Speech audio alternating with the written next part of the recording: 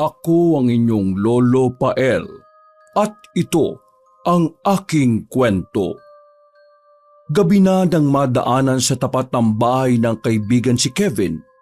Agad na napahinto ang minamaneho nitong sasakyan nang mapansin na kaluhod si Aling Roda at may kalong na isang babae. Nang mapagsino niya ang nakahandusay na babae sa lupa, ay kaagad niyang inihinto ang sasakyan at mabilis na bumaba. Narinig niyang umiiyak si Aling Roda at humihingi ng tulong. Agad siyang napatakbo palapit, gulat at nag-aalala. Anak! Anak, Diyos ko! Tulungan niyo ako! Tulungan niyo ako, mga kapitbahay! Parang awa niyo na! Aling Roda! Anong nangyari kay Raya? Bakit ang dami niyang pasa at sugat? Di ko alam, Kevin. Ilang Sabado nang hindi umuwi ang anak ko. Ngayon lang siya muling bumalik. Galing ako sa bayan at pag-uwi ko, nakita ko na lang siyang nakahandusay dito sa harap ng bahay. Diyos ko, anong gagawin ko? Ano nangyari kaya sa kanya? Mukhang masama ang kalagayan niya. Ang mabuti pa ho, dalhin na natin siya sa ospital. Hindi na natin pwedeng patagalin to. Kailangan niya magamot kaagad. Oo, tama ka. Dalhin na natin siya. Diyos ko, mabuti na lang at napadaan ka. Hindi ko na alam ang gagawin ko kung hindi mo ako nakita. Natatakot ako para sa kanya. Wala ho yun, Aling Roda. Ako na ang bala. Sandali, bubuhatin ko siya. Agad na binuhat ni Kevin si Raya. Habang si Aling Roda ay tarantang tumulong, nagmadali silang dalawa papunta sa sasakyan ni Kevin at walang sinayang na oras. Mabilis niyang pinatakbo ito patungo sa ospital. Aling Roda, alam niyo ba kung saan siya nanggaling? Sino kayang gumawa nito kay Raya? Wala akong alam, Kevin. Dati naman, laging nagsasabi ang anak ko kung saan siya pupunta. Pero nitong mga nakaraang linggo, parang nag-iba siya. Hindi ko na malaman ang mga kilos niya. Ayoko sanang isipin na may nangyayaring masama sa kanya. Pero, Diyos ko, sino ang pwedeng gumawa nito? Aling Roda, kalma lang po. Magiging maayos siya. Dadali natin siya sa ospital at gagawin ng mga doktor ang lahat na makakaya nila para matulungan si Raya. Dinala ni na Kevin at Aling Roda ang dalaga sa ospital. Parehong kabado at hindi mapakali. Agad namang dumating ang mga doktor at nurse. Dinala si Raya sa emergency room upang lapatan ng lunas. Si Aling Roda labis ang pag-aalala. Walang tigil sa pag-iyak at pagdarasal. Habang si Kevin ay pilit siyang pinapakalma. Huwag ko kayo mag-alala, Aling Roda. Magiging maayos din si Raya. Kailangan lang natin magtiwala sa mga doktor. Makalipas ang ilang oras ng paghihintay sa labas ng silid, dumating ang isang nurse upang magbigay ng balita. Sinabi nito na maayos na ang kalagayan ni Raya. Nagamot na ang sugat nito. Kailangan na lamang nito ng pahinga at antayin ang resulta ng ilang laboratories ng dalaga. Nagdesisyon si Aling Roda na i-confine na lang ang anak. Malalim na rin kasi ang gabi ng mga oras na yon at baka hindi na rin sila makauwi. Nakahinga naman na maluwag ang ginang sa mga sinabi sa kanya. Pinahid nito ang luha sa kanyang pisngi. Salamat sa Diyos. Salamat. Nurse, may napansin ba kayong kakaiba? May ideya ba kayo kung anong sanhi ng mga sugat niya? Napatingin ang nurse kay Kevin. Kagad nitong sinagot na hindi pa rin nila matukoy ang sanhi ng pinsala. Ngunit base sa kanyang pag-obserba, ay wala namang malalalim na sugat na maaring ikapahamak ng pasyente. Sinabihan nito ang dalawa na kung magising na lang ang dalaga ay kausapin na lang ito upang malaman kung ano talaga ang nangyari. Nagpaalam na ang nurse pagkatapos. Kailangan ko siya makausap. Kailangan malaman ko ang totoo. Sino ang gumawa nito sa kanya? Huwag na po natin isipin ang bagay na yan ngayon, tita. Ang mahalaga po ay okay na si Raya. Teka, kumain na po ba kayo? Ibibili ko po kayo ng makakain sa labas. Ay, wag na iho. Salamat. Siya nga pala. Baka hinahanap ka na sa inyo, ha? Total okay naman na ang anak ko, pwede ka nang umuwi. Ayos lang po ako. Wala po kayong dapat alalahanin. Kung ayos po sa inyo maghihintay po ako dito. Para po may mautos-utusan kayo kung may kailangan. Huwag na po ninyong isipin ang abala sa akin. Gusto ko pong masiguro na maayos na talaga si Raya bago ako umuwi. Sigurado ka ba, iho? Hindi ba nakakahiya sa'yo? Okay lang po talaga. Kaya tanungin ko po kayo ulit. Anong gusto niyong pagkain? Ay, sige na nga. Ikaw nang bahala. Mapilit ka eh. Sige ho. O paano? Labas na po muna ako ha. Napatangon na lamang si Aling Roda, saka pinilit ng ngumiti. Halos maluha siya sa kabaitang ipinapakita ni Kevin sa kanilang mag-ina. Para sa kanya, isa itong hulog ng langit. Parang isang anghel na ipinadala upang tulungan sila sa oras ng kanilang pangangailangan. Batid ng may kapalang hirap at pag-aalala na nararamdaman niya bilang ina. At sa bawat kabutihang ipinapakita ni Kevin, nadarama niyang di pa rin sila pinababayaan ng Diyos. Umalis na si Kevin upang bumili ng pagkain sa labas.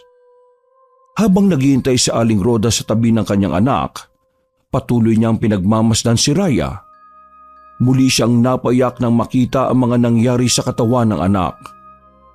Hindi niya mapigilang maalala ang mga masasayang araw na magkasama sila bago ito biglang nagbago at naging mailap. Ilang sandali pa ay nakabalik na ang binata.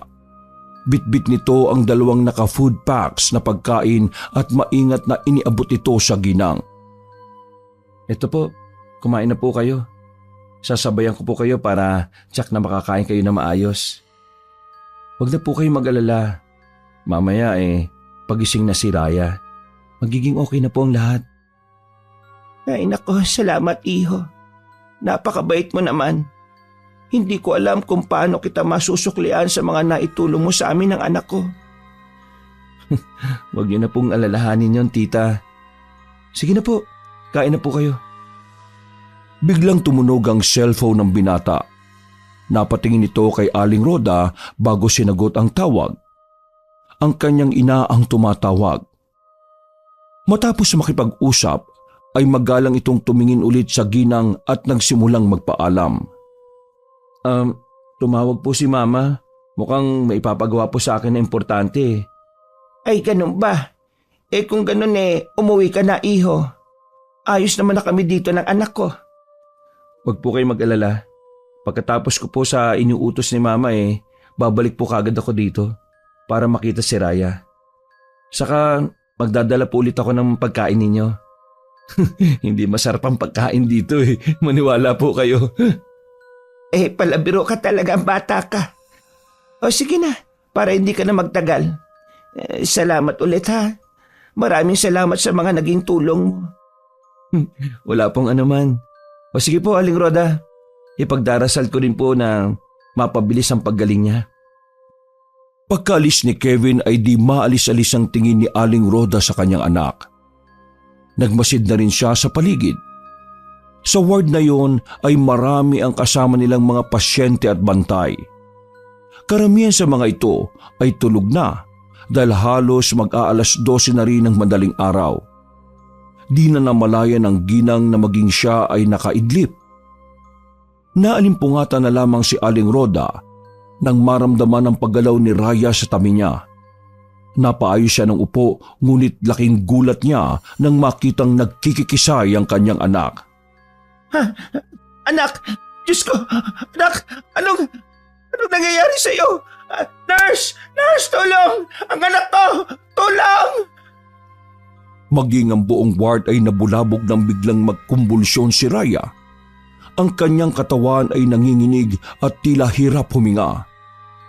Kaya nagkagulo ang mga tao sa paligid. Ang ibang nagbabantay sa kanilang mga pasyente ay agad na tumulong. Nagtatatawag ng mga nurse at humihingi ng saklolo. Ilang sandali lang dumating ang mga nurse. Dala ang mga kagamitan upang agapan si Raya. Mabilis nilang isinailalim sa obserbasyon ng dalaga. Habang si Aling Rhoda hindi mapakali at umiiyak. Pinigilan siya ng mga staff na lumapit para hindi makaabala sa kanilang ginagawa. Diyos ko, anong nangyayari sa anak ko? Tulungan niyo siya, maawa kayo. Agad na pinatabi si Aling Rhoda ng mga nurse upang masuri ng maayos si Raya. Mabilis nilang ineksamin ang katawan ng dalaga. At makalipas ang ilang sandali, itinurok nila ang isang gamot sa kanyang braso. Unti-unti namang kumalma si Raya. Bagamat ang kanyang mga mata ay nanatiling tumitirik na siyang lalong nagpatindi ng takot kay Aling Rhoda. Diyos ko, ano bang nangyayari sa anak ko? Maya-maya pa, unti-unting pumikit si Raya at tuluyang nakatulog. Hinagkan ng ginang ang noo ng dalaga at umupo sa silyang nasa tabi ng higaan nito. Pagkatapos ay taimtim siyang nagdasal para sa paggaling ng kanyang anak. Kinabukasan, ang sinag ng araw na bahagyang sumilip sa bintana ng ward ang nakapagpagising sa puyat na si Aling Rhoda. Halos kapipikit pa lamang niya ng mga oras na yon. Kaya't mabigat ang kanyang pakiramdam. Ngunit biglang gumalaw si Raya, dahilan upang maging alerto siya. Ayaw na niyang maulit ang nangyari kagabi. Nakita ng ginang ang dahan-daang pagmulat ng mga mata ng anak. Agad na napatayo si Aling Rhoda na makitang tila nalilito ang pasyente na kanyang binabantayan. Anak, Raya, salamat sa Diyos at nagising ka na. Huminga ng malalim ang dalaga bago inilinga-linga ang paningin sa lugar na kinalalagyan. Makikita sa kanyang muka ang labis na takot at pag-aalala. Nay, saan ako? Anong nangyari? Nandito ka sa ospital, anak. Kumusta na ang pakiramdam mo? Medyo nahihilo pa po ako. Saka nauuhaw po ako. Ay teka, huwag ka munang tumayo. Ano po bang nangyari, Nay? Bakit po tayo nandito? Nakita kitang nakando sa isarap ng bahay natin, Raya. Hindi ko alam kung ano ang nangyari sa iyo. Wala ka bang naaalala? Hindi ko po alam. Wala po akong matandaan. Paano po ako nakauwi? Nay, hindi ko maalala. Maluha-luhang niyakap ni Aling Rhoda ang nagtatakang dalaga. Hindi niya mawari kung ano ang pinagdaanan ng anak. Nagtatrabaho si Raya bilang isang sales lady sa isang clothing store dun sa bayan. At tuwing Sabado lang ito umuwi. Kaya nga laking pagtataka nito na makita ang anak na Miyerkules pa lang ng gabi at sa ganoong kalagayan. Wala nang nasabi ang dalaga tungkol sa kung ano ang nangyari sa kanya. Hindi naman siya pinilit ni Aling Rhoda dahil sa tuwing kinakausap niya ang anak tungkol sa bagay na yon ay tila nag-iiba ang mood ng dalaga. Para talagang itong walang alam. At kapag pinipilit nito ang mag-isip ay sumasakit ang kanyang ulo. Lumipas ang maghapon ay naging maayos na si Raya. Unti-unting bumalik ang sigla nito. Kaya naman kinabukasan ay nakalabas na sila ng ospital. Pagka-uwi ay kaagad nagluto ng masarap na ulam ang ginang para sa kanyang anak. Ngunit habang nagluluto ay nakarinig sila ng mga katok sa pinto. Napahinto siya at tinanggal ang kamay sa gawaing kusina. Raya, may kumakatok. Baka may bisita tayo. Sino po kaya, Nay? Ay pakitingnan na lang. Buksan mo yung pinto. Ay, sige po, Nay. Maya-maya, narinig ni Aling Rhoda ang isang pamilyar na boses ng lalaki. Tila nag-uusap ang anak at ang bisita nito. Napatanaw siya mula sa kusina at nakita si Raya na pinapasok ang lalaki at pinaupo ito sa mahabang kawayang upuan sa sala. Agad niyang kinilala ang lalaking pumasok sa kanilang bahay. Dahan-dahang lumapit siya sa sala at doon niya nakilala na si Kevin ang bisita. ang binata na tumulong sa kanya para madala sa ospital ang kanyang anak. Magandang araw sa iyo, Raya. Mabuti naman at nakauwi na kayo. Oo nga. Siya nga pala, bakit naparito ka? Ibibigay ko lang sana itong mga prutas. Dumaan kasi ako sa ospital pero ang sabi na discharge ka na. Kaya pinili ko na lang na sadyain kayo rito sa bahay nyo para maibigay ito. Ganun ba? Naku, maraming salamat. Nag-abala ka pa. Walang anuman, basta para sa iyo. Kumunot ang noo ni Aling Rhoda sa sinabing yun ni Kevin. Bagamat may dingding na nakaharang sa sala at kusina, ay dinig na dinig pa rin niya ang usapan ng dalawa. Kahit papabulong ang naging tugon ng kanyang anak na si Raya. Maingay. Nasa kusina lang si nanay. Baka mamaya marinig ka niya. Ha? Bakit? Hindi pa ba niya alam? Hindi ko pa nasasabi sa kanya eh. Uy, bakit naman? Raya, hanggang kailan mo idilim sa nanay mo tong relasyon natin? Mag-iisang taon na tayong magnobyo.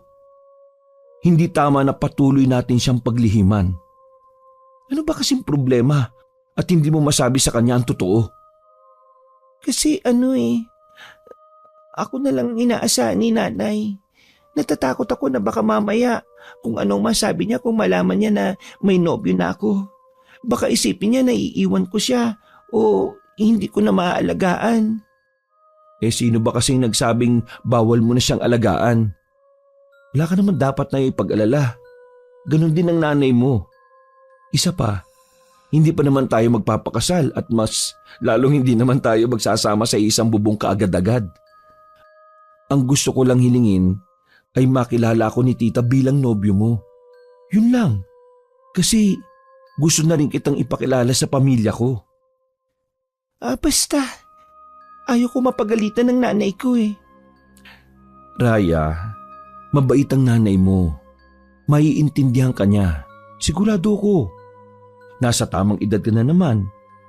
Hindi ka na batang paslit na nakasalalay pa rin ang desisyon sa kanya. Alam kong mahal mo siya. Kaya naman mahalaga na ipaalam mo sa kanya ang totoo tungkol sa atin. Baka masaktan siya eh. Gusto kong maging isang mabuting anak para sa kanya. At sa palagay mo ba, yung paglimo sa kanya ay isang halimbawa ng isang pagiging isang mabuting anak? Sige, pag-iisipan ko. Mabuti naman. Basta, kahit na anong mangyari, andito lang ako para sa'yo. Habang patuloy ang kanilang naging pag-uusap, walang kaide-ideya ang dalawa na alam na ni Aling Rhoda ang lahat. Nagulat ito sa kanyang mga nalaman. Hindi niya inaasahan ang katotohanan sa likod ng ipinapakitang kabutihan ni Kevin sa kanila. Kaya pala ay dahil nobyo ito ng kanyang anak. Hindi naman siya nagagalit dahil si Kevin ang nobyo ng kanyang anak. Ngunit parang piniga ang puso niya sa sakit dahil pakiramdam niya ay walang tiwala sa kanya si Raya. Ipinagpatuloy na niya ang kanyang pagluluto at hinayaan ng dalawa na mag-usap sa sala. Nang matapos ay lumabas siyang bitbit ng isang malaking mangkok na may lamang sinigang na bangus. Napalingon ng dalawa sa kanya. Halata sa kanilang muka ang pagkabahala kaya't upang di mahalata na may alam na siya, ay nginitian niya ang dalawa. Nagkunwari siyang walang narinig at nalaman. Abay, sabi ko na nga ba't si Kevin yung bisita namin eh. Oh, kumusta ka na, iho? Tamang-tama, nagluto ko ng sinigang na bangus. Sumabay ka na sa amin kumain ni Raya. Talaga po? Nako, nakakaya naman po sa inyo pero di ko tatanggihan ang paborito kong pagkain, tita. Ay mabuti naman at napadalaw ka. Opo. Ang totoo po niyan galing po ako sa ospital. Doon ko na po nalaman na na-discharge na po pala itong kaibigan ko. Masaya po kung magaling na siya at nakalabas na po ng ospital. Ay oo, kaninang umaga pa kami nakauwi. Ano ba yung mga dala mo? Ang dami yata niya na. Alam mo, napakabait mo talagang bata ka. Alam mo ba, Raya, na maswerte ka kasi nagkaroon ka ng kaibigan na katulad ni Kevin. Ay, siya nga palang tumulong sa akin para madala ka sa ospital. Naku, salamat Kevin Alam mo Nay, mabait naman talaga itong kaibigan ko na to Maasahan sa lahat ng oras. Kahit noon, dati pa. Ay siya, mabuti pa Ayain mo na lang siya na magpunta sa hapag at doon na tayo kumain ng tanghalian. Maghahanda na ako ha. Oh, narinig mo ang nanay. Bawal tumanggi sa grasya. Lalabo ang mata. Halika na, kain na tayo. Sige, salamat. Dahil sa narinig ay naging mapag-obserba na si Aling Rhoda sa dalawa. Hindi nakaligtas sa kanyang paningin ng mga makahulugang tinginan ni Kevin at ng kanyang anak. Makailang beses na ninais niyang kumprontahin ang mga ito, pero pinipigilan niya ang sarili. Mas pinili na lamang niya ang manahimik. Pasya niyang bigyan ng panahon ng anak kung kailan ito aaminin sa kanya ang kanilang sikreto. Samantala, pagkatapos ng tanghalian ay kaagad na nagpaalam ang binata sa mag-ina. Maraming salamat po talaga sa masarap na pananghalian, Aling Rhoda. Grabe, nabusog po ako ng sobra. Ang dami ko pong nakain. Ang sarap Ay talaga ba? Baka naman binibiro mo lang ako ha? Naku, hindi ho. Hindi marunong mambola yan, Nay. O ano, di ba sabi ko naman sa'yo masarap magluto ang nanay ko Oo nga, ang sarap nito. Baka mapabalik ako nito araw-araw dito Ay nako, walang problema iho. Maraming salamat po uli. Bale, mauna na po ako. Kailangan ko pa pong pumasok sa trabaho Ay ganun ba? Oy sige anak, mag-iingat ka ha. Salamat nga pala ulit sa mga naging tulong mo sa anak ko. Wala po yon, tita. Gagawin ko po talaga yon lalo na sa anak ninyo. Pinanlakihan ng mata ni Raya si Kevin nang marinig ang huling sinabi nito. Ngunit imbis na bawiin ay isang matamis na ngiti ang isinukli niya sa dalaga bago lumabas ng bahay na mag-ina. Nang makalabas na ng gate ang binata, ay narinig ni Aling Rhoda ang malalim na pagbuntong hininga ng kanyang anak. Bakit anak? May problema ba? Napakalalim naman yata ng hugot mo na yun Si inay kung ano-anong napapansin. O paano po? Doon na po muna ako sa kwarto ko, Nay. Ayos lang po ba? Inantok po kasi ako bigla sige anak, para mas makapagpahinga ka ng mabuti. Sinundan na lamang ng tingin ng ginang ang kanyang anak habang papasok ito sa kanyang kwarto. Sa isip ay binalikan ang mga araw na tila naging mailap ang anak sa kanya. Hindi niya maintindihan kung bakit tila biglang lumayo ang loob ng anak sa kanya. Sa kanyang pagmumuni-muni ay bigla niyang naisip na hindi pa pala nasasagot ng anak kung bakit ito nagkaroon ng mga pasa at sugat sa katawan. Maski sinasabi na ng dalaga na wala itong matandaan sa mga nangyari, alam niyang may itinatago lamang si Raya sa kanya. Pagsapit ng gabi, hindi namalayan ni Aling Rhoda na nakaidlip siya at hindi na nakapaganda ng hapunan nilang mag-ina. Babangon na sana siya, ngunit nang makitang halos pasado alauna na pala na madaling araw, ay inisip niyang marahil ay kumain na ang anak. Hindi siya nag-alala dahil alam niyang may mga tirang pagkain pa naman mula kaninang tanghalian. Muli na sana siyang babalik sa pagtulog nang bigla siyang nakarinig ng malakas na kalabog sa kanilang bubungan. Ay, ano yon? Diyos ko po, may tao ba sa bubong? Napulunok ang ginang. Nakiramdam siya sa paligid. Nang marinig ang marahang mga yapak sa bubong, ay doon na siya nakaramdam ng panlalamig. Nakatitig siya sa kisame na tila inaanalisa ang tunog na naririnig. At sino namang siraulong aakyat ng bubong sa ganitong oras ng gabi? Nakarinig si Aling Rhoda ng mahinang tunog ng uwak mula sa labas. Agad gumapang ang kilabot sa kanyang katawan mula ulo hanggang paa. Tumahimik ang paligid pagkalipas ng ilang sandali. Patuloy pa ring nakikiramdam ang ginang. Maya-maya ay nagsimula ng umalulong ang mga aso sa paligid. Mas nagdulot yun ng mas matinding takot at pagkabalisa. Huminga siya ng malalim at sinubukang palakasin ang kanyang loob. palakas ng palakas sa mga alulong. Parang pakiramdam ni Aling Roda ay nasa malapit lang ang mga aso. Labis ang kanyang pagtataka dahil simulat sa pool ay hindi naman sila nag-aalaga ng aso. Ngunit may umaalulong na aso sa kanilang bakuran. Upang makasiguro ay dahan-dahang tumayo si Aling Roda at lumapit sa bintana. Bahagyan niyang binuksan ito upang masilip ang nangyayari sa labas. Ingat na ingat siyang sumilip. Sa ilalim ng malamlam na liwanag ng buwan, nakita niya ang isang malaking asong itim. Naroon ito sa tapat ng kanilang bahay at nakatingin sa itaas ng bubong.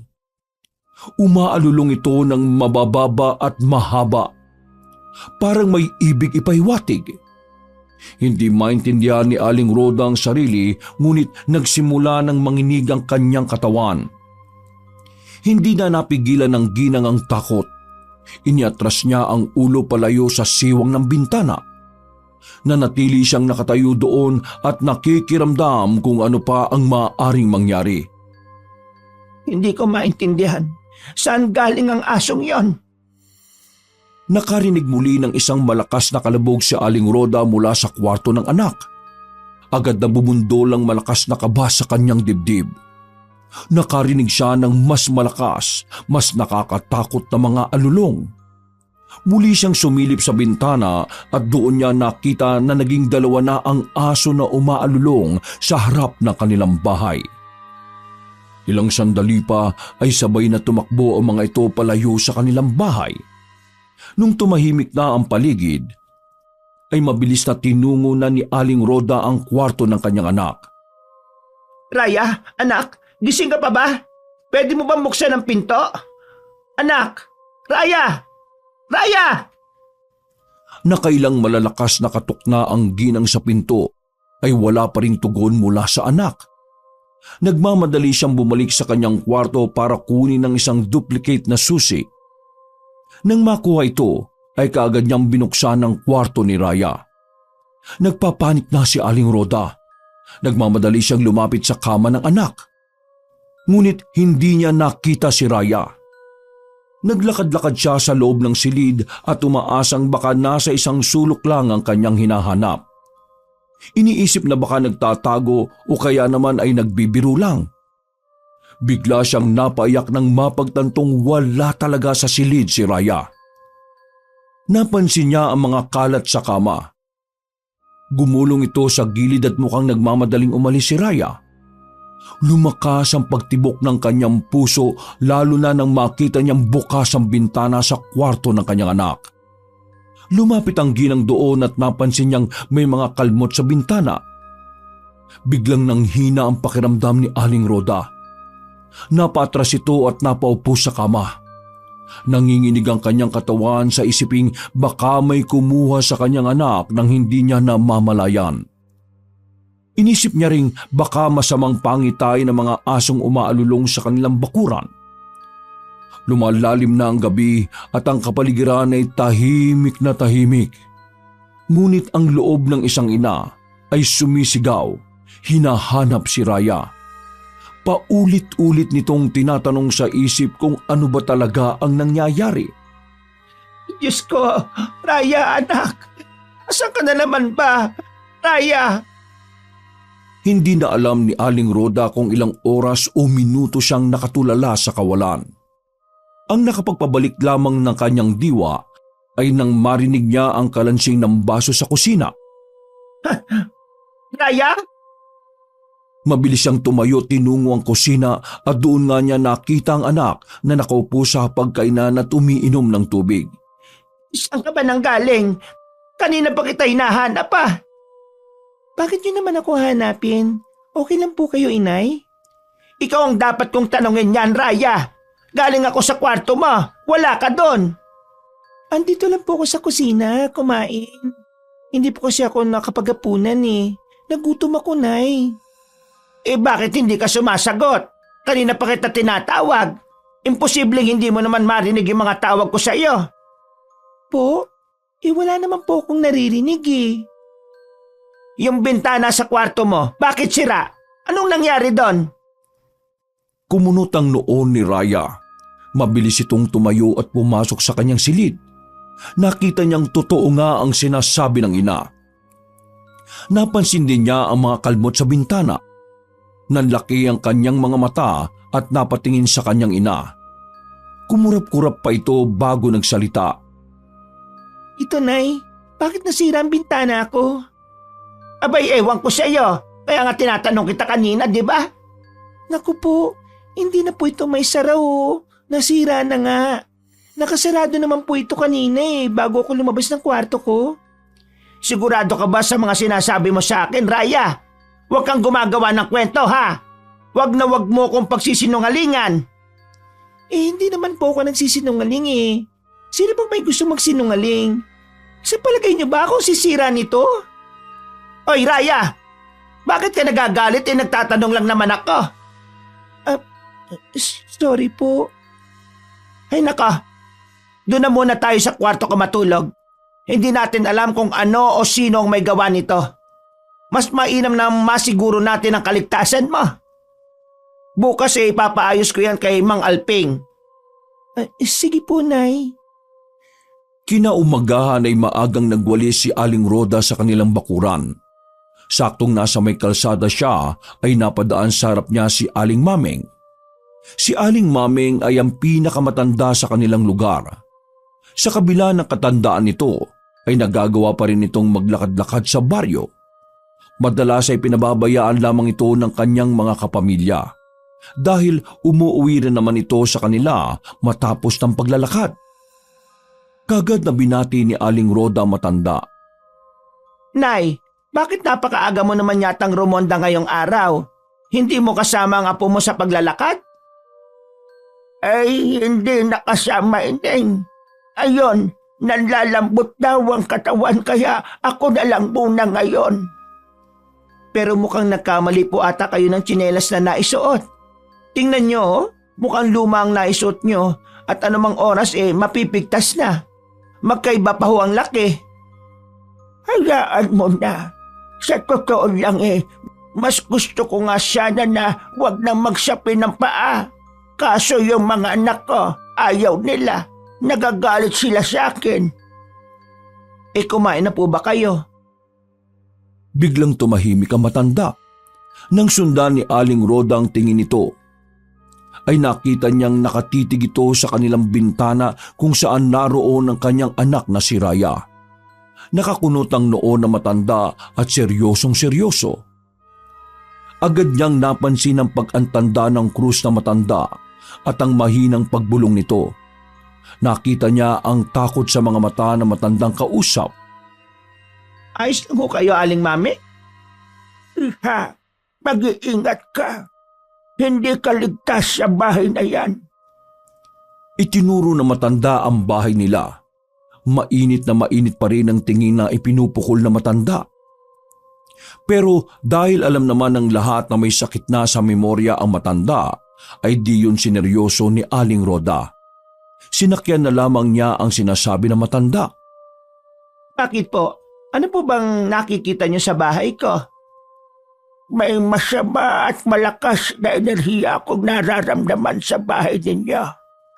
Nakakatakot, saka nakakalungkot. Ay nako, nananakot na naman ho kayo, Aling Maming Kaya aga-aga kung ano na naman po yung nai-imagine ninyo. Nagsasabi ako ng totoo, Iha. Maniwala ka. Mag-ingat ka. At kung maaari ay lumayo ka na para hindi ka mapahamak. Nananakot na naman kayo Alam niyo bang hindi pa ako masyadong nakakatulog buhat kagabi dahil sa takot? Tapos ngayon dinadagdagan niyo pa. Hindi ka nga sabi ligtas dyan. Nanganganib ang buhay mo sa babaeng yan. Kung ako sa'yo, iligtas mo na ang buhay mo hanggat may pagkakataon pa. Ano ho? At bakit naman manganganib ang buhay ko'y sarili kong anak yan? Paniwala ka. Hindi na yan ang dati mong anak. Kaya kanyang patayin sa pamamagitan ng kanyang matatalas na pangil at kuko. Ay nako, ako nga lubayan yun Hindi ko na ho nagugustuhan ng mga sinasabi ninyo. Binabalaan na kita. Kung ayaw mong maniwala, makikilamay na lang ako sa iyong bangkay, Rhoda. Nagpalinga-linga si Aling Rhoda. Hindi niya alam kung ano ang dapat niyang maramdaman sa sinabi ng ulyaning matanda.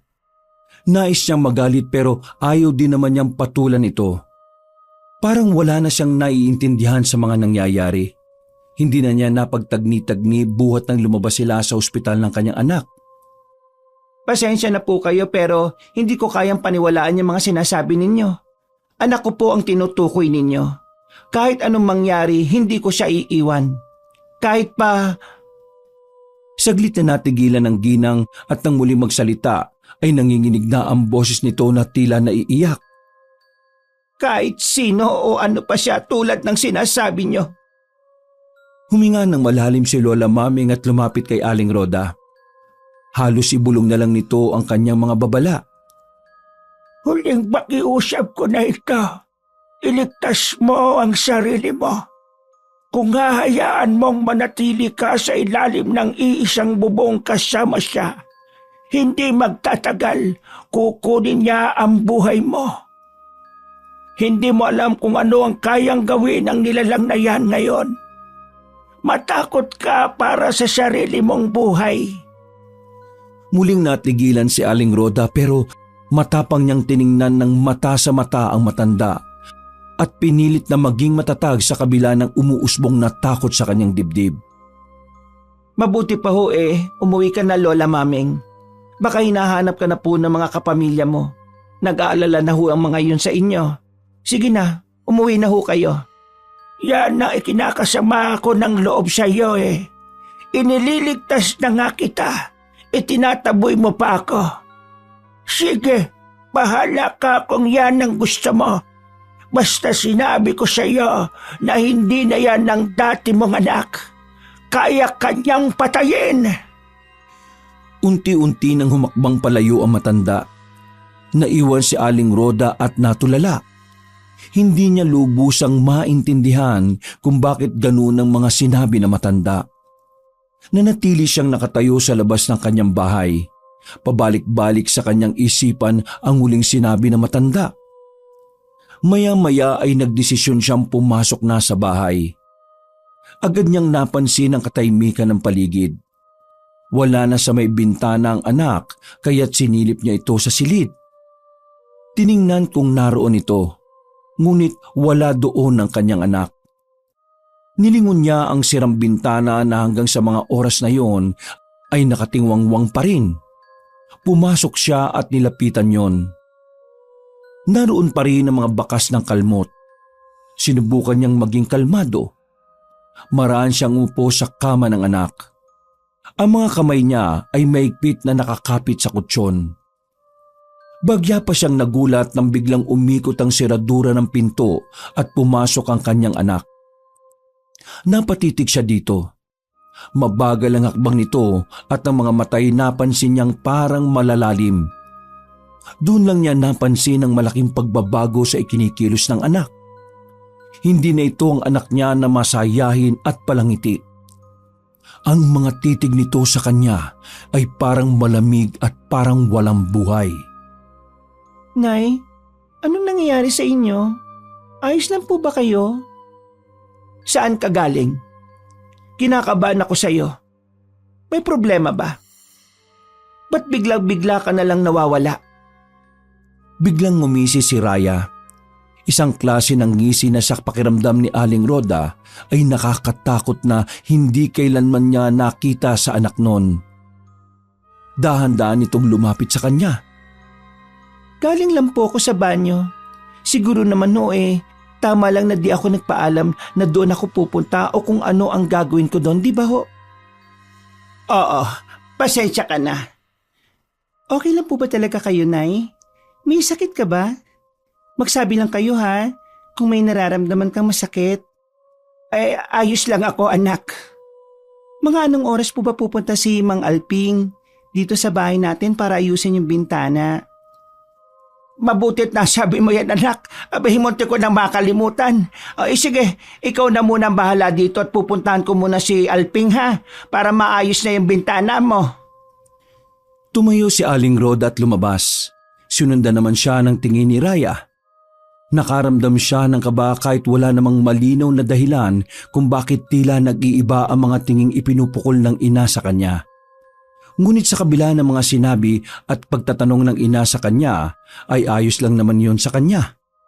Nag-aalala lamang ang dalaga dahil iniisip niya na alam na ng ginang ang itinatago niyang sikreto. Samantala, na makarating si Aling Roda sa bahay ni Mang Alping, agad siyang kumatok. Ilang saglit lang ay bumukas na ang pinto at sumilip si Mang Alping. Roda, may problema ba? Si Mang Alping ay isang matandang karpintero na namumuhay na mag-isa sa kanyang munting kubo. Meron siyang dating anak na dalaga, isang masiyahin at magandang babae na siyang tanging naging liwanag ng buhay niya. Kilala si Lina sa barangay bilang masipag, mabait at may malasakit sa lahat. Matulungin din ito lalo na sa kanilang mga kapitbahay, lalo na sa matatanda. Palagi rin palangiti. Ngunit isang taon na ang nakalilipas, nagulantang ang buong barangay nang pumutok ang balitang nagpakamatay ang dalaga. Walang nakakaalam ng tunay na dahilan. Para kay Mang Alping ay isang misteryo ang biglang pagkawala ng anak. Marami ang nagtataka at nagdalamhati sapagat walang palatangdaang may pinagdaraanan si Lina. Masaya naman ito palagi sa lahat ng kanyang ginagawa. Simula nang mamatay ang nag-iisang anak ay naging tahimik si Mang Alping. Hindi na ito gaanong nakikipag-usap sa tao. Madalas nakakausap na lamang ito kapag tungkol sa trabaho. Madalas nakikita siyang nakatanaw sa malayo na parang nag-iisip ng malalim. Alping, buti naman at naabutan kita rito. May gagawin ka ba? Wala naman, bakit? May papagawa ka ba? Meron po. Ipapagawa ko sana yung bintana sa kwarto ng anak ko. Nasira kasi saka parang bumigay. Kaya po kayang maayos yun bago sumapit ang gabi? Abay sakto. Wala naman akong gagawin ngayong araw at naghahanap nga ako ng makukumpon eh. Tamang-tama may maiulam na ako galing sa iuupa mo. Nako wag na po ninyong alalahanin ng pananghalian at hapunan po ninyo. Ako na po ang bahala, Mang Alping. Magluluto ako ng masarap na pagkain para sa inyo. Ay nako, salamat kung ganon. Tara na ho sa bahay at nang makita niyo yung bintana. Tumikim ang matanda at kinuha ang kanyang lumang toolkit. Ay sige, tara na at nang makita ko kung anong problema. Habang sila'y naglalakad papunta sa bahay nila Aling Roda, ay biglang naitanong ni Mang Alping kung kumusta na si Raya. Medyo kumunot ang noon ni Roda sa narinig sa matanda. Hindi kasi siya sanay na magkakaroon ng interes sa matanda na kumustahin ang kanyang dalaga. Madalang na kasi akong di napapasyal sa bahay din niya. Kumusta na ang anak mo? Mukhang ilang araw ko na siyang hindi nakikita sa labas Ewan ko ba? Malaki nang ipinagbago ng batang yon. Napatingin si Mang Alping sa kanyang kausap. Bantayan mo ang anak mo, Roda ha? Siguro naman ayaw mong magaya siya sa naging kapalaran ng anak ko, di ba? Ang mga kabataan ngayon mapupusok. Kung ano-ano na lang ang naiisip na gawin. Hindi na umimig si Aling Roda sa tinurang yon na matanda. Bagkos ay nagpatuloy na lang ito sa paglalakad. Ayaw niyang gatungan na matanda, lalo na't alam niya na masakit pa rin dito ang nangyari kay Lina. Pagdating nila sa bahay ay naabutan nilang nakahiga sa upuang kawayan si Raya at kasalukuyang nagbabasa ng aklat. Nakasuot ito ng sweater maski maalinsangan. Agad na sinamahan ni Roda si Mang Alping sa kwarto ng kanyang anak. At doon ay tumambad ang sirang bintana na nakalaylay ang ilang piraso ng kahoy. Mukhang malaki-laki ang sira dito Ano pa nangyari dito, Roda? Dahil ba sa hangin?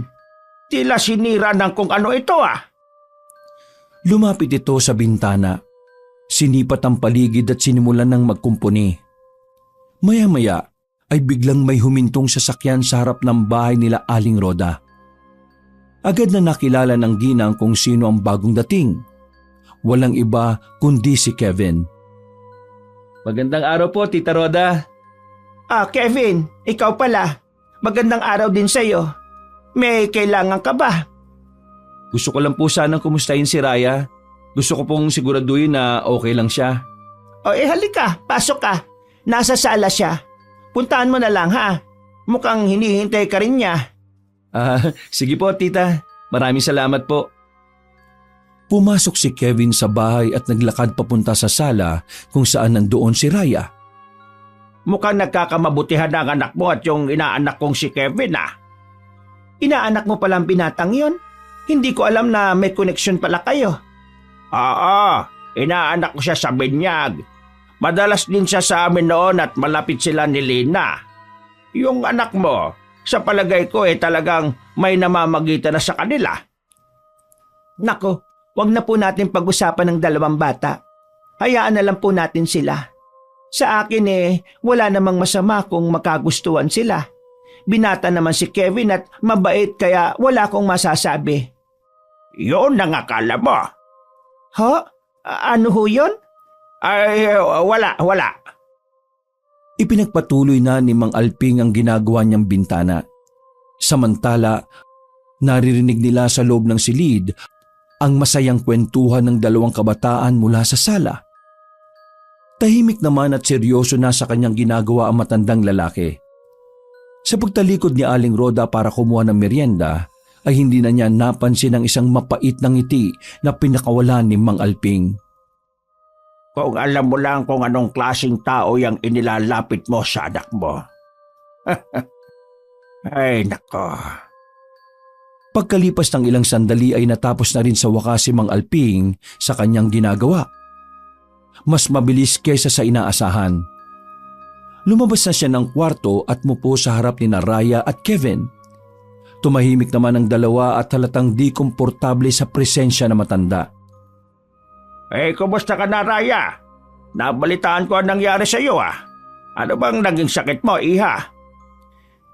Hindi naman po malubha. Sabi po ng doktor na sobrahan lang po sa pagod. Kagad napansin ni Kevin na tila umiba ang itsura ni Mang Alping sa mga oras na yon. Para siyang namalikmata nang makita ang reaksyon nito at ang matatalim nitong titig kay Raya. Naayos mo na pala ang bintana, Mang Alping. Siya nga pala. Baka pwedeng maghintay ka na lamang ng kaunti at maluluto na rin ang ulam. Kain na muna tayo bago ka umuwi, ha? Ay nako, wag ka na mag-abala, Roda. Ayos na ako. Ako na lamang ang magluluto ng pagkain ko mamaya. Sigurado ka ba? Oo! Kailangan ko na rin palang umuwi kaagad kasi baka mamaya may maghanap sa akin sa bahay. Ay ganun ho ba? Di kung yan ang pasya ninyo, ayos lang naman ho. Eto pong bayad ko. Maraming salamat po, ha? Ay salamat, Roda.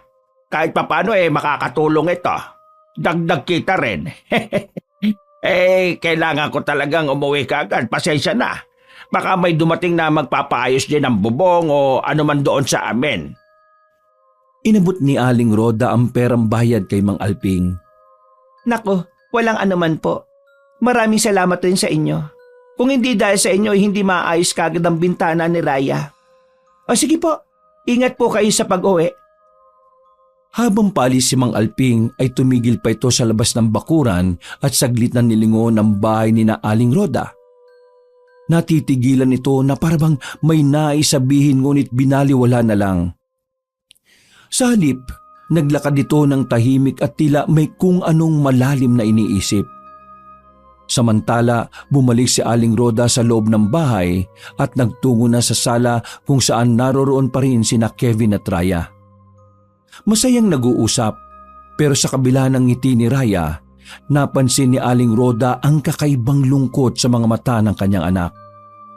Pagkatapos nilang mananghalian, ay nagpaalam na rin si Kevin at siya namang pag-aya ni Aling Roda sa kanyang anak para mamalengke. Pwede mo ba ako samahan, anak?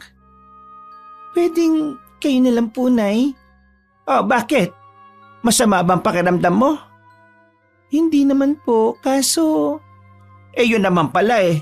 Di samahan mo na ako. Ayaw kong maiwan ka dito sa bahay. Hindi ako mapapakali. Alam mo naman na kagagaling mo lang sa ospital at nagkaroon ka ng sugat noon kaya ayaw kong ikompromiso ang kaligtasan mo. Sana maintindihan mo ko, anak. Sige po, sasama na po kita. Napilitan siyang tumayo, kahit halatang may pag-aalinlangan pa rin. Habang naglalakad palabas ng bahay, hindi maiwasan ni Aling Roda na mapansin ang pagiging tahimik at tila balisa ni Raya. Wala itong imik at panay ang iwas ng tingin, na parabang may kinatatakutan o iniisip na mabigat. Sumakay sila ng tricycle papuntang palengke. Pagdating nila sa bukana ng palengke, agad na napansin ni Aling Roda ang pag-aalumpihit ng kanyang anak. Palinga-linga si Raya, halatang may iniisip o iniiwasan. Raya, anak, bakit? May problema ba? Nay, pwede ba? Sa kabila na lang tayo dumaan. Doon sa may isdaan banda. Ayoko rito eh. Oy, bakit naman? Mas okay nga rito kasi hindi malansa. Puro rekado, bawang, sibuyas, kalamansi. At tingnan mo, tuyo pa ang sahig. Sa isdaan, basa at madulas. Kung ganon, dito na lang po ako. Haantayin ko na lang kayo dito. Napabuntong hininga si Aling Roda. Ayaw niyang iwan si Raya, ngunit mukhang ayaw talagang pumasok ng anak sa seksyon ng gulayan papunta sa karne. Kaya't walang nagawa si Aling Roda kundi mabilis na pumasok na mag-isa upang mamili. Binilisan niya ang pagkuha ng mga kailangang bilhin. Nag-aalala pa rin siya na iniwan ng anak. Pagkatapos siyang mamili, ay bumalik na siya sa lugar kung saan niya iniwan si Raya. Ngunit wala na ito roon. Eto na nga ba sinasabi ko eh. Bigla na naman siyang nawala. Ay nako, pambira talagang batang yan. Di na iniisip kung ano ang iisipin o mararamdaman ko. Agad siyang naganap ng tricycle at nagpahatid pa uwi. Pagdating sa bahay, agad niyang napansin na hindi nakalak ang pinto. Malinaw na nakauwi na nga ang anak.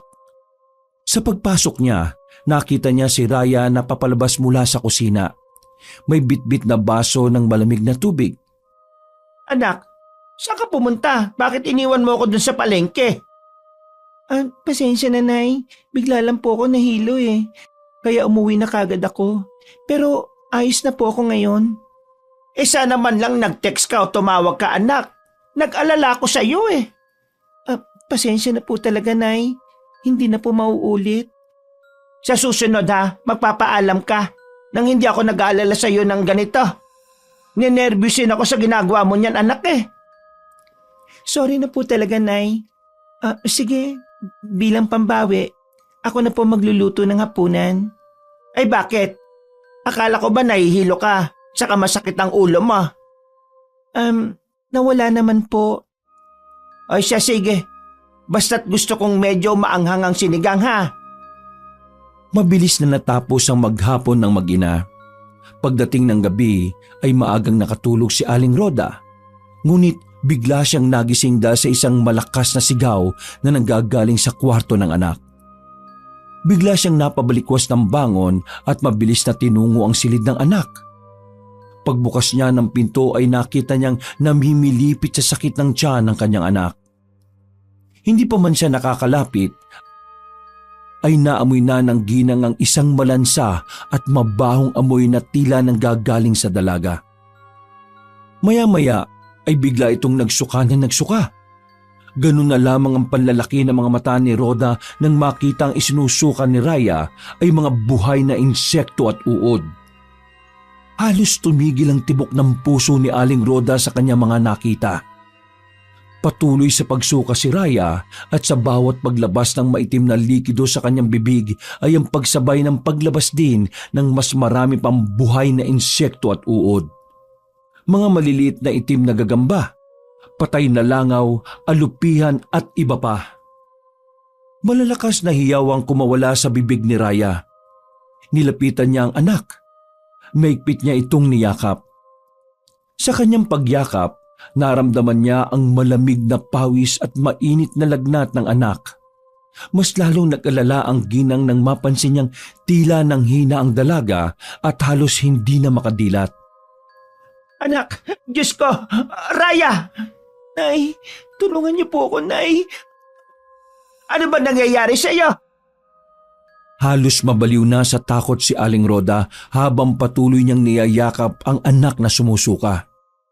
Pilit na hinaplos ang likod nito sa pag-asang matutulungan siya. Diyos ko, Raya, sino ang gumagawa nito sa iyo, anak? Lumaban ka, ha? Lumaban ka! Hindi malaman ni Aling Roda ang gagawin. Hindi niya kakayaning buhating mag-isa ang anak upang dalhin sa ospital. Isang tao lang ang naisip niyang maaring makatulong sa kanila. Hinanap nito sa higaan ng cellphone ng kanyang anak. Nang makuha yon, ay kaagad niyang tinawagan si Kevin. Nanginginig man ng mga kamay, ay itinapat ni Aling Roda ang cellphone sa kanyang tenga. Makalipas ang ilang ring, ay sinagot din ng binata ang tawag niya. Hello, mahal. Kevin, iho, ako ito, si Tita Roda mo. Iho, kailangan ko ng tulong mo. Si Raya! Bakit po? Ano pong nangyayari kay Raya? Basta, parang awa mo na. Puntahan mo kami dito sa bahay. Tulungan mo kami ngayon na. Sige po, papunta na po ako. Nang mamatay na ang tawag ay marang iniangat ni Aling Roda ang ulo ng anak. Umaasang bahagyang giginhaw ang pakiramdam ng anak. Niyakap niya ang halos lupaypay ng katawan ni Raya. Hinang-hina na ito at basang-basa ng pawis ang buhok at damit. Papikit-pikit na rin ang mata nito na animoy lasing. Nanginginig ang mga kamay niyang pinunasan ng mga pawis ng dalaga. Habang tahimik na bumubulong ng panalangin. Anak, Raya, kapit ka lang ha. Nandito lang si nanay. Hindi kita pababayaan. Nilingon niya ang pintuan. Umaasang darating na si Kevin sa anumang sandali. Ngunit habang lumilipas ang oras ay tila mas lalong nanghihina na ang anak. Saglit na lang anak, parating na si Kevin. Nay, patawad. Hindi ko po sinasadya. Anak, huwag ka na muna magsalita, please. Kayanin mo to. Kayanin natin to. Nakikiusap ako sa iyo, anak. Muling sumuka ang dalaga at sa pagkakataong yon ay may kasama ng pulang-pulang dugo. Maya-maya ay may narinig si Aling Roda na humintong sa sakyan at mga yabag pagkatapos. Bumukas ang pinto ng silid. Nakita ni Kevin ang sitwasyon at maging ito ay natigilan sa kanyang nakita. Tulungan mo ako. Kailangan natin madala sa ospital ang anak ko. Hindi po, tita. Anong hindi? Anong ibig mong sabihin? Ang sakit ni Roda. Sorry po pero hindi po yan kayang gamutin sa ospital. Barang po yan. Binabarang na naman si Raya. Anong binabarang? May hindi ba kayo sinasabi sa akin? Anong alam mo tungkol dito? Magsalita ka! Pasensya na po, tita. Hindi po simpleng sakit o lagnat ang dahilan ng paghihirap ni Raya. Matagal na po niyang tinitis ang sakit niya. May bumabarang po sa kanya. At kung sa ospital po natin siya dadalhin ngayon, wala silang magagawa para tanggalin ang sumpa na yan. Sino? Sinong gagawa nito sa anak ko? Hindi ko po alam, tita. Pero may alam akong taong makakatulong sa kanya. Kilala ng pamilya namin. Isa siyang manggagamot at dalubhasa sa pagtanggal ng barang. Siya lang ang maaaring makatulong sa atin. Maski hindi ko dapat siya lapitan, ay gagawin ko alang-alang kay Raya. Kung totoo man ang sinasabi mo, tulungan mo na ako ngayon din para madala na si Raya sa kanya. Hindi ko hayaang maghirap ang anak ko ng ganito. Kailangan na po talaga natin siyang madala doon. Ngayon na. Agad na binalot si Raya sa makapal na kumot at inihanda. Sa backseat nila isinakay ang dalagang wala ng malay. Madilim at mabako ang daang tinatahak ng kotse papunta sa bahay ng manggagamot.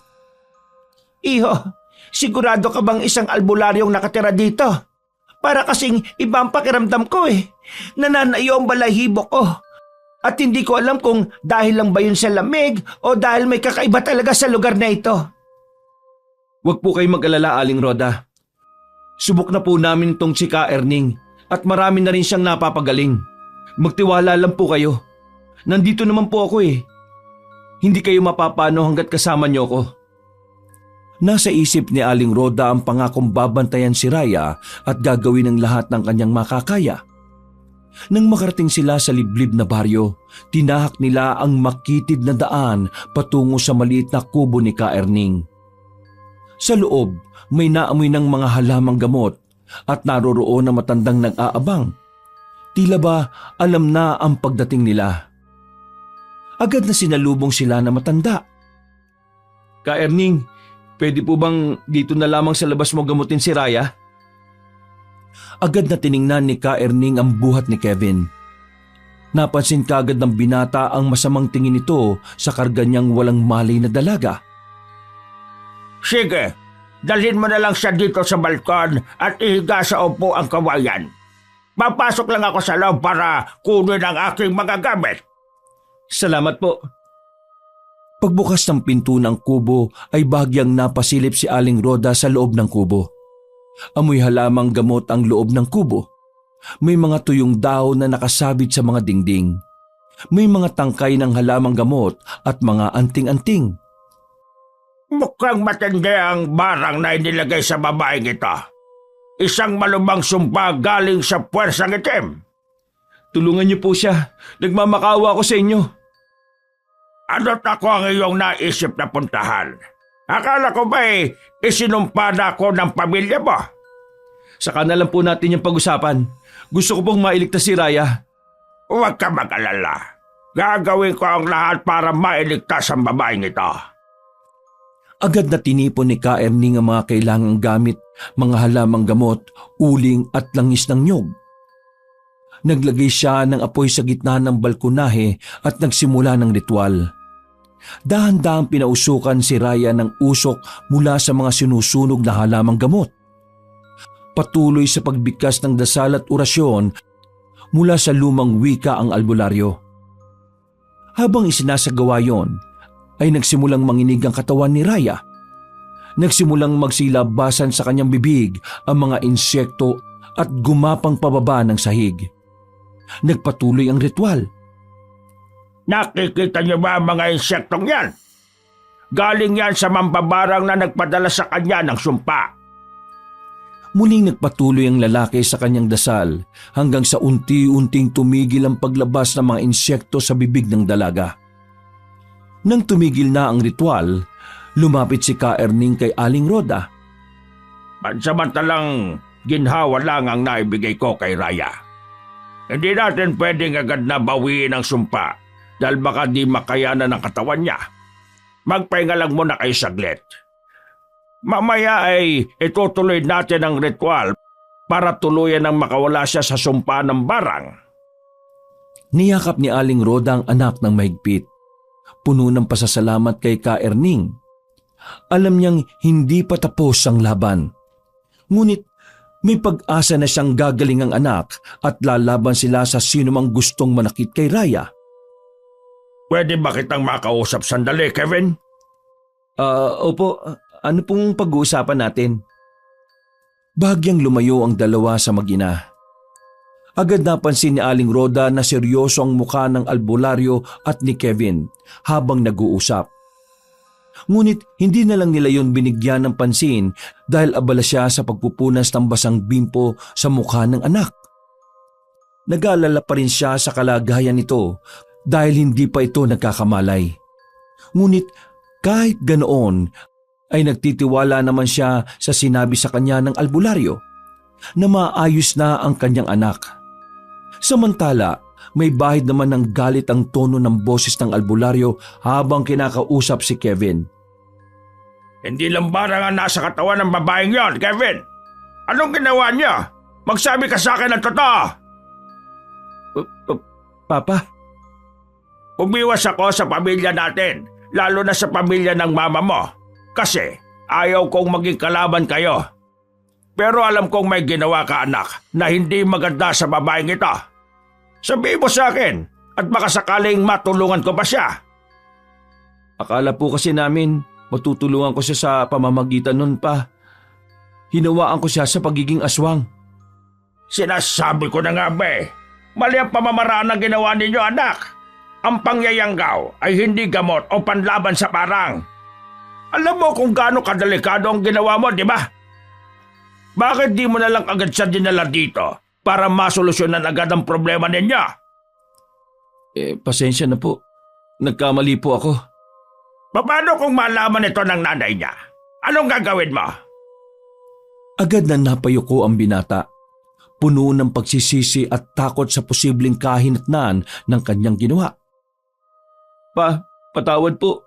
Ginawa ko lang naman po yun dahil akala ko may pag-asa na siyang makaligtas sa barang kapag binigyan ko siya ng kapangyarihang pangaswang eh. Pero ngayon, naguguluhan ako at natatakot sa maaaring mangyari sa kanya. Anak, alam mo naman ang pagiging aswang ay hindi basta-basta. Ang sumpa na yan ay may kakibat na responsibilidad at kapahamakan, lalo na sa mga inosyenteng tao tulad ni Raya. Ang ginawa mo ay mas pinasama mo pa ang sitwasyon eh. Imbis na panlaban, lalo mo siyang pinahaba. Hindi na malaya ng dalawa na nakalapit na pala sa kanila si Aling Roda. Sasabihin sana nito na nagkamali na si Raya. Ngunit aksidente nitong narinig ang mga sinabi ni Ka Erning. Nagpalipat-lipat ang tingin niya sa dalawa. Kevin, totoo ba ang narinig ko? Hinawaan mo ang anak ko. Bakit mo naman nagawa yun sa kanya? Tita, pasensya na po ah. Ako po may gawa nun. Ginawa ko lang po yun dahil mahal ko si Raya. Gusto ko siyang iligtas. Pero mali pala ang ginawa ko. Hayop ka! Akala ko mabait ka! Isa ka palang demonyo na nagkukubli sa isang maamong muka! Uminahon po kayo. Nagkakamali po kayo. Hindi po ako isang demonyo. Pakiusap. Pakinggan niyo po ako. Hindi po ako masamang aswang. Yung gabing nasira yung bintana ng anak ko. Tapos may nakita kong 2 malalaking aso. Kami po yun ni Raya. Tita, sinadya ko pong ilayo siya sa inyo ng gabing yon. Kasi ayaw ko pong mapahama kayo eh. Bagong yanggaw lang si Raya. Kaya baka hindi niya makontrol ang sarili niya at masaktan niya ako. Ayaw ko pong mangyari yun kasi alam ko kung gaano kayo kahalaga sa akin. Tuluyan ang napahagulgol si Aling Roda dahil sa mga revelasyong nalaman niya. Hindi niya inaasahan na gano'n na pala kalala ang mga nangyayari. Kaya pala hindi rin makatagal si Raya sa amoy ng mga aswang at kalamansi. Dahil isa na itong aswang. Mamaya, sabihin mo iho ang lahat ng nalalaman mo. Pero sa ngayon, kailangan ko munang panabasin ang mutya ng pagkaaswang sa dalagang ito upang maging normal ang gagawin kong panggagamot sa kanya at pag-alis ng sumpa ng barang. May kung anong likidong inilagay si Ka Erning sa isang baso na kasinliit ng tagayan. Manilaw-nilaw ang kulay nun. Hinawakan niya ang maliit na baso gamit ang kanyang 2 kamay at umusal ng orasyon. Pagkatapos ay ipinainom niya ito sa dalaga. Nang maubos na ang laman noon ay nagsimula siyang dumukwang at magsuka. Napakabaho at napakalansa ng suka niya na animoy burak. Nay, tulong! Ang sakit po ng tiyan ko, Nay! Ang init po, pakiusap! Tulungan niyo ako! Natural lang ang nararamdaman mong init at sakit sa sikmura mo, iha. Dahil pinapatay ng likidong ipinainom ko sa'yo ang mutya ng pagkaswang. Konti na lang, mahal. Pakiusap, lumabang ka. Kakayanin mo yan. Alang-alang sa aming mga nagmamahal sa'yo. Raya, labanan mong sakit. Pero Kevin, masyado nang... Sumuka ng napakaraming itim na likido si Raya hanggang sa may lumabas na puting bagay na nababalot ng dugo. Napatango-tango si Ka Erning at agad na binalot ng itim na tela ang bagay na yon saka pinisa gamit ang martilyo. Ngayong nailabas na ng dalagang ito ang mutya, kailangan na natin alamin kung sino kumukulam sa kanya. Kailangan kong gawin ang pagtatawas. Roda, bihisan mo ang iyong anak. Kailangan ko ng damit na pinagrumihan niya. Binihisan nga ni Aling Roda si Raya ng isang malinis na damit at ibinigay ang maruming damit kay Ka Erning. Isinawsaw ng lalaki ang maruming damit nito sa plangganitang may tubig, saka ito piniga. Kumuha ito ng kandila at pumutol ng maliit sa ilalim noon, saka sinindihan sa ibabaw. Inilagay niya sa isang kutsara ang kaputol at isinalang yon sa kandilang may sindi. Nang matunaw na, ay marahan niya yung inilagay sa tubig na may pinagpigaan ng damit ni Raya. Umusal siya ng orasyon at ilang saglit lang ay humulma na at tumigas ang tinunaw na kandilang inilagay niya kanina. Kinuha niya yon at iniangat sa liwanag. Ano pong nakikita niyo? Isang matandang lalaki. Sino ang matandang lalaki na yan?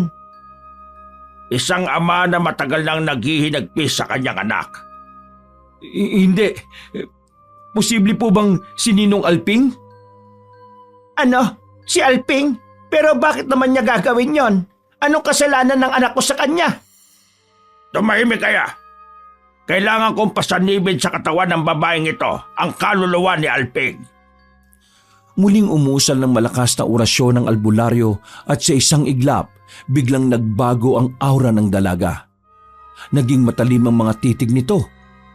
Inisa-isa ang mga taong naroroon. Kayong alam niyo na kung sino ang bumabarang sa dalagang ito. Kailangan nating alisin ang sumpa ng barang sa kanya.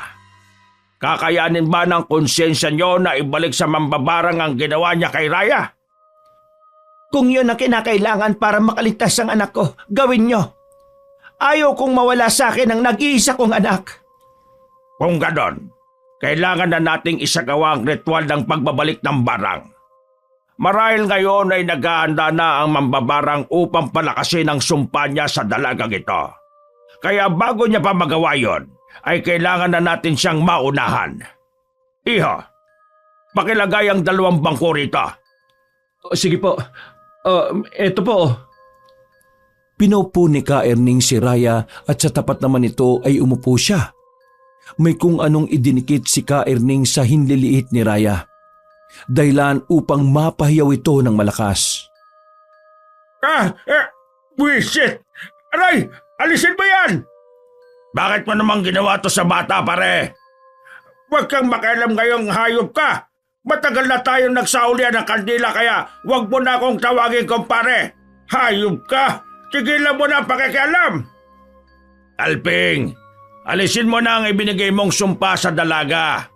Wala naman siyang kasalanan sa iyo, di ba? Makonsensya ka naman maski kaunti. Wala kang alam! Manahimik ka! Muling idiniin ni Ka Erning ang bagay na nakadikit sa daliri ng dalaga. Dahil doon ay muling sumigaw ang sumaping mambabarang na parang nasasaktan ng todo. Kung pa ba ang walang ya? Baka sarili mo tinutukoy mo. Wala ka talagang kadala-dala, ano? At bakit sa palagay mo ba ay magtatagumpay ka? Mapatayin ko ang dalagang ito. Kailangan ko siyang patayin para matahimik na ako at mabigyan na ng hustisya ang pagkamatay ng anak ka. Ustisya? Bakit kailangan si Raya ang maging kabayaran sa pagpapakamatay ng anak ninyo, Ninong? Pakiusap! Mag-usap tayo na maayos! Walang kasalanan dito si Raya! Isa ka ba? Wala kang kwentang lalaki! Alam mong minahal ka ng anak ko pero anong ginawa mo? Ipinagpalit mo siya sa babaeng ito! Kaya siya nagpakamatay. Sa lahat ng babaeng pwede mong ipalit sa anak ko ay ang pinakamatalik pa niyang kaibigan talaga ang napili mo! Hayop ka! Pagkatapos ni Raya, ikaw ang isusunod ko! Alping, nakikiusap ako. Huwag mong saktan ang anak ko. Nag-iisa na lang siya nakasama ko. Nakikiusap ako. Asensya na, pero wala na akong pakialam sa ibang tao. Isa lang ang gusto ko. Mabigyan na katarungan ng pagkamatay ng anak ko. Habang abala sa pag-uusap ang dalawa, ay walang kalam-alam si Mang Alping sa ginagawa ni Ka Erning. Tinalian ng matandang albularyong katawan ng dalaga gamit ang isang itim na panali. Saka umusal ng isang orasyon na matanda at maya-maya pa ay naramdaman na ni Mang Alping ang sakit sa buong katawan niya. Aska, hindi ba? Ngayon, subukan mong makawala sa ginawa ko. Dahil kung hindi ka na kailanman makakabalik sa katawang lupa mo. albularyo ka! Magbabayad ka! Kapag nakawala ko rito, papahirapan kita hanggang sa ikaw na mismo ang kumitil sa sarili mong buhay! Kung magagawa mo yan, Alping. Kevin, iho, puntahan mo ngayon ang bahay ng walang hiyang ito. Ilabas mo ang katawan niya, pagkatapos ay sunugin mo ang lahat ng makikita mong mga gamit niya sa pambabarang. Ito lang ang paraan para makawala si Raya sa sumpa niya. Dahil kapag hindi mo nagawa at nakawala si Alfonso, bago pa man matupok ang mga gamit niya sa itim na gawain, mamamatay ang pinakamamahal mong si Raya. Kaya bilisan mo! Hindi po ako makakapayag. Kailangan pong pagbayaran ni Ninong Alping ang lahat ng kasalanan niya. Lagpas isang oras nang nagkakakawag at sumusubok na makawala sa katawan ni Raya na sinapian ni Mang Alping. Ngunit talagang maigpit ang ginawang pagkakatali rito ni Ka Erning. Sinigurado na talaga na matandang albularyo na matibay ang panali niya na sinamahan pa ng orasyon kaya naman bumalik ng nakangiti si Kevin. Nagawa ko na ho. Ang katawan ni Ninong nasa kotse. Magaling, iha. Dalhin mo dito ang katawan niya. Ibabalik ko na ang kaluluwa niya sa katawan niya. Maingat na binuhat ni Kevin ang katawan ng matanda at inilapit yon sa kanyang ama. Ipinagtabi nila si Raya at ang mambabarang na puno ng malalakas na hiyawang kapaligiran ng kubo. Mabuti na lamang at nag-iisa lang yon sa lugar at wala silang naiistorbong tao. Ilang sandali pa lumupaypay ang katawan ni Raya habang si Mang Alping naman ay napadilat at napaangat ng tingin. Matagumpay na naibalik ni Ka Erning ang kaluluwa ni Mang Alping sa katawan nito. Anak, Diyos ko, Ka Erning, ayos lang po ba ang anak ko? Magiging maayos na si Raya maya-maya lang. Nawalan lang siya ng malay dahil naubos ang enerhiya niya sa ginawang pagsapi sa kanya. Kevin, iho, kalagan mo na si Raya at ihiga sa papag. Kailangan niyang magpahinga at makabawi ng lakas. Kumuha ka ng malinis na bimpo at basain mo. Rhoda, ikaw ang magpuna sa anak mo. Wisit ka! Hadlang ka talaga sa mga plano ko! Hindi mo ko kaya, Alping. Kaya manahimik ka na kung gusto mo pang mabuhay. Habang nagsasagutan ng dalawa, ay nagkaroon na ng malay si Raya. Napakusot ito ng mata at inilibot ang paningin sa kanyang paligid. Nay, Kevin, kumusta ka na anak? Ayos ka na ba? Kumusta ang pakiramdam mo? Nahihilo po ako, Nay. Teka, anong ginagawa rito ni Mang Alping? Siya ang nambarang sa'yo, iha. Ikaw ang nagbigay ng sumpa sa akin? Pero bakit to? At talagang tinanong mo pa. Ikaw ang dahilan kung bakit nasaktan ng anak ko. Kung bakit siya nagpakamatay. Alam mong mahal niya si Kevin pero anong ginawa mo? Inagaw mo ang lalaking pinakamamahal ng anak ko. Hindi ko naman po inagaw si Kevin. Hindi naman po naging sila. Dahil parang magkapatid lang po ang turingan nila sa isa't isa, Mang Alping. Hindi ako naniniwalang yun ang dahilan ng kanyang pagpapakamatay. Pero kung may nagawa man akong ikinasakit ng loob niya, inihingi ko na po yun ng tawad. Makapal ang mukha mo. Tama lang talaga na ikaw ang inuna kong isumpa. Hihingi po ka ng tawad sa puntod ni Lina. Tama na po, Mang Alping. Huwag ka na mag-asaya ng oras, iha. Pagkatapos kong bawiin ang sumpa, gusto kong patayin niyo na ako. Total, wala na rin namang kwenta ang mabuhay pa sa mundong ito. Wala na rin naman akong pamilya. Hindi po totoo yan. Nandito pa po ang inaanak niyong si Kevin. Ang pamilya niya, kami ni nanay. Hindi na po kayo iba sa amin. Anong sinasabi mo? Nasisira ka na ba ng bait? Alam kong nabulag lang kayo sa galit kaya niyo po nagawa ang bagay na ito. Ngunit maski hindi kayo humingi ng paumanin sa akin, pinapatawad ko na po kayo kaagad. Alang-alang kay Lina, sa aking matalik na kaibigan. May ibibigay po ako sa inyo, Ninong. Nakuha ko po itong sulat na ito sa isa sa mga libro ninyo nung pumasok ako sa bahay ninyo. Mukhang galing po ang sulat na ito kay Lina. Para po sa inyo. Binasa ni Mang Alping ang nakasulat sa labas ng sobring yon. Sulat nga yun ng anak niyang si Lina. Nang sinimulan niya yung basahin ay napaluha na lamang siya at kalaunan ay napahagulgol. Pasensya na po Ninong kung binasa ko na po yan. Pero hindi po ako nagsisisi na nabasa ko dahil nalaman ko po ang totoong dahilan ng pagkamatay ni Lina. Anong ibig mo sabihin, Kevin? Hindi totoong nagpakamatay si Lina dahil nasaktan siya nang malamang kami na ni Raya. Nagpasya siyang kitilin ang sarili niyang buhay dahil sa sakit niya. May cancer siya sa buto. Stage 4. Hindi niya yung sinabi kay Ninong Alping dahil alam niyang mahirap lang sila at walang kakayahang maipagamot pa siya. Ayaw niyang maiwan si Ninong Alping na lubog sa utang kaya niya nagawa ang bagay na yon. Alam niya kasing may taning na ang buhay niya at alam niya ring hindi papayag si Ninong na sumuko na lang. Lina, anak ko, patawad. Kevin, kalaganan natin si Alping. Pagkatapos ng napakahabang gabi, ay sama-sama nang umuwi sina Kevin, Raya at Aling Roda. Si Mang Alping naman ay nagpaiwan sa bahay ng albularyo upang makausap ng masinsinan ang dating kaibigan. Pagkalipas ng ilang linggo, ay tuluyang gumaling si Raya. Nawala na ang mga marka at palatandaan ng kanyang pagkakabarang. Tila ito nagkaroon ng panibagong buhay, puno ng sigla at saya. Ipinagtapat na rin ng dalawa ang tungkol sa ugnayan nila ni Kevin. Bagamat noong una dahil sa nalaman tungkol sa pagkatao ni Kevin ay sandaling tumanggi ito, ngunit nang sabihin ng dalaga na mahal niya ang binata, ay wala na itong nagawa kundi ang tanggapin ng lalaki para sa kanyang anak. Isang araw, nagpasya si Aling Roda na magdaos ng isang handog na pasasalamat sa mga kapitbahay at kaibigan. Pinuno ng tawanan, kwentuhan at masasarap na pagkain ang kanilang bahay. Habang nag-uusap, nagbahagi si Mang Alping ng mga alaala ng kanyang yumaong anak na si Lina at napagtanto nila ang halaga ng pamilya at suporta sa isa't isa.